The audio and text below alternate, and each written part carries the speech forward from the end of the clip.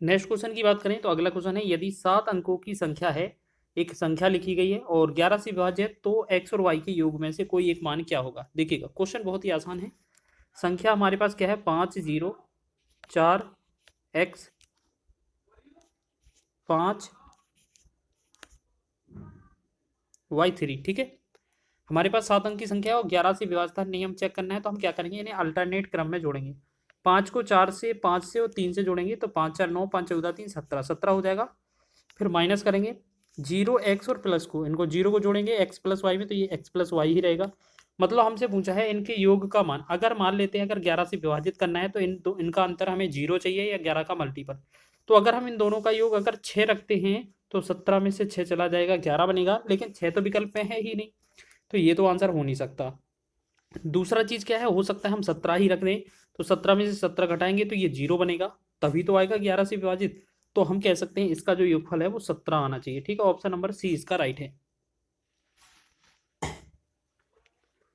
Next question की ओर बढ़े, अगला क्वेश्चन देखेंगे। नेक्स्ट क्वेश्चन है हमारे पास, यदि 15 अंकों की वाली संख्या दी गई है इस तरीके से, 9 से विभाज्य है, तो ए का मान ज्ञात कीजिए। देखिए बहुत ही आसान है, आपको ये क्वेश्चन कैसे करना है। 4 a 5 1 2 4 3 5 6 7 8 9 7 3 4। ठीक है, आपकी ये संख्या हो गई आपकी 15 अंकों की। ठीक है, ये 9 से विभाजित करना है और आपको बताना है इस वाले ए के स्थान पर क्या आएगा। ठीक है ना, यही तो बोला गया है। अब एक काम करिए, देखो 9 के विभाज्यता का नियम यह कहता है कि इन सभी के अंकों को जोड़ लिया जाए, संख्या के पूरे अंकों को जोड़ लिया जाए और 9 से विभाजित किया जाए। अगर विभाजित हो जाती है पूरी संख्या 9 से, योगफल अगर विभाजित हो जाता है तो पूरी संख्या भी 9 से विभाजित हो जाएगी। तो हम सबसे पहले क्या करेंगे, जोड़ेंगे नहीं, जितने भी संख्या है हमारे उसमें जितने भी जहां पर जोड़ने पर हमें 9 बन जाएगा उसको हम हटा देंगे पहले ही। जैसे 9 डायरेक्ट दिख रहा था, हटा देंगे। ठीक है, जैसे 4 और 5 9 होता है, हटा देंगे। 3 और 6 9 होता है, हटा देंगे। 2 और 7 9 होता है, हटा देंगे। 1 और 8 को जोड़ेंगे 9 हो जाएगा, हटा देंगे। ठीक है, तो ऐसे ही हम क्या करेंगे, 5 को और 4 को जोड़ेंगे 9 हो जाएगा, हटा देंगे। ठीक है, तो हमारे पास क्या बना, 4 4 7 11 11 3 14, 14 प्लस में कितना बनेगा ए, और बटा में ये कितना 9। अब एक बात बताइए, 9 से विभाजित करने पर हमें 14 से बड़ी संख्या क्या मिलती है, 9 दूना 18, यानी कि 14 के बाद अगर इसके स्थान पर 4 आ जाता तो ये 18 हो जाता पूरा टोटल और 9 से विभाजित हो जाता। ठीक है ना, तो हम क्या कर सकते हैं कि ए के स्थान पर हमें क्या लाना था, 4। तो इसका आंसर जो होगा, ए का जो मान आएगा वो 4 इसका राइट आंसर होगा। बी ऑप्शन इसका राइट है। ग्रुप डी के एग्जाम में ये भर भर के पूछे गए थे इस तरीके के क्वेश्चन।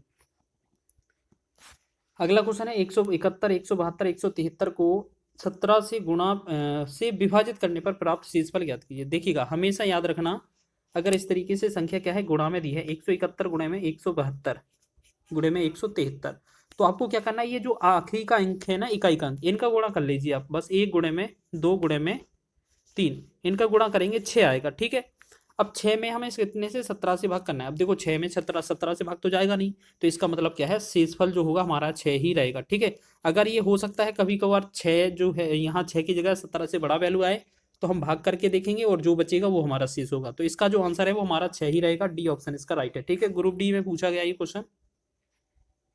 नेक्स्ट क्वेश्चन है, जब संख्या n को 5 से भाग देने पर शेषफल 2 बचता है तो n स्क्वायर को 5 से भाग देने पर शेषफल कितना होगा।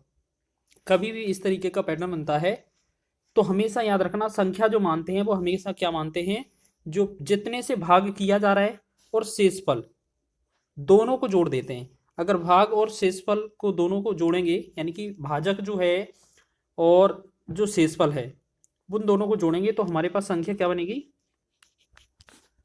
5 + 2 बन जाएगी। ठीक है, बराबर ये हो जाएगा 7।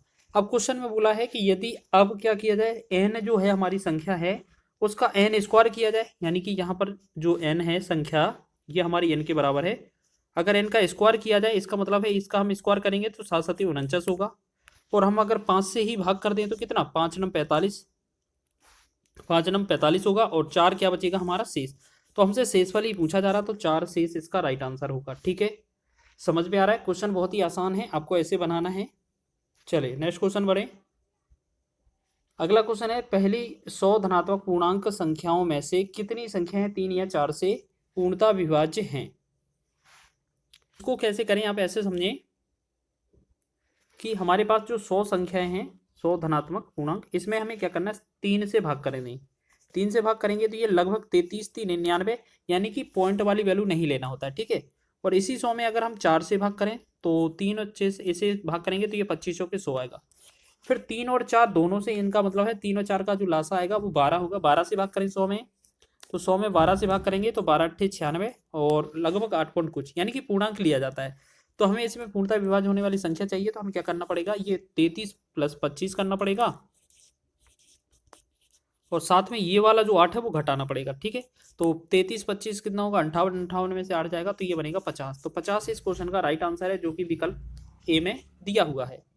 अच्छा क्वेश्चन है, बन सकता है आपका एग्जाम में। चलिए नेक्स्ट क्वेश्चन की बात करें तो यहाँ पर लिखा है 1 और 700 के बीच कितनी संख्याएं 17 से विभाजित है। तो हम एक काम करेंगे, 1 और 700 के बीच पूछा है तो 1 को छोड़ेंगे, कभी भी बीच लिखा होता है तो 1 के बाद वाली संख्या 2 लेंगे और 700 से पहले वाली संख्या 669 लेंगे, ठीक है।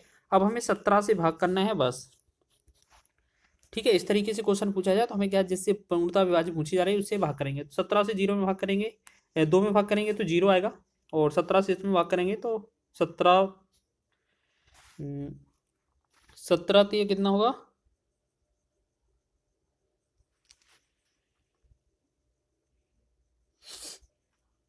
माफ कीजिए, ये संख्या जो है वो गलत लिख दिया है यहाँ पर। देखो दोबारा से लिख देते हैं हम इसको। आपको क्या करना है, 1 को छोड़ना है, 2 लेना है, 700 को छोड़ना है, 699 ये लेना है, ठीक है। अब इसमें हम 17 से भाग करेंगे और इसमें भी 17 से भाग करेंगे। जब 17 का भाग 2 में करेंगे तो भाग नहीं जाएगा तो 0 आएगा। 17 का भाग 699 में करेंगे तो 17 चौके 68 होगा और 1 19 17 एकम 17, ठीक है। बस आपको जो संख्याएं आ जाएंगी ना, इन दोनों का डिफरेंस निकालना होता है, माइनस में आंसर नहीं देना है बस। 0 और 41 का जो अंतर आएगा वो कितना आएगा, हमारा 41 आएगा। तो 41 ही हमारा आंसर सही हो जाएगा, ठीक है। ऑप्शन नंबर 20 का राइट है। तो ये आपकी शॉर्ट ट्रिक होती है, इस तरीके से आप बना सकते हैं। चलिए नेक्स्ट क्वेश्चन की बात करें तो यहाँ लिखा है 19 की पावर 300 को 20 से विभाजित करने पर शेषफल कितना होगा। अब एक बात बताइए, क्वेश्चन में क्या बोला है आपसे कि 19 की पावर 300 लिखा है, बटा में क्या लिखा है 20। आप एक बात बताएं, 20 जो है ऊपर जो 19 है वो 20 से कितना कम है, -1 कम है, 1 कम है और घातें कितना लगाना है 300। अब अगर हम 300 की बात करेंगे, यहाँ -1 की बात करेंगे, -1 पर पावर 300 है और ये पावर क्या है, सम है। तो सम बार में क्या होता है, प्लस का 1 आता है, विषम होती है तो माइनस का 1 होता है, ठीक है। तो इसमें आंसर क्या होगा, 1, ठीक है। चलिए आगे बढ़े, नेक्स्ट क्वेश्चन।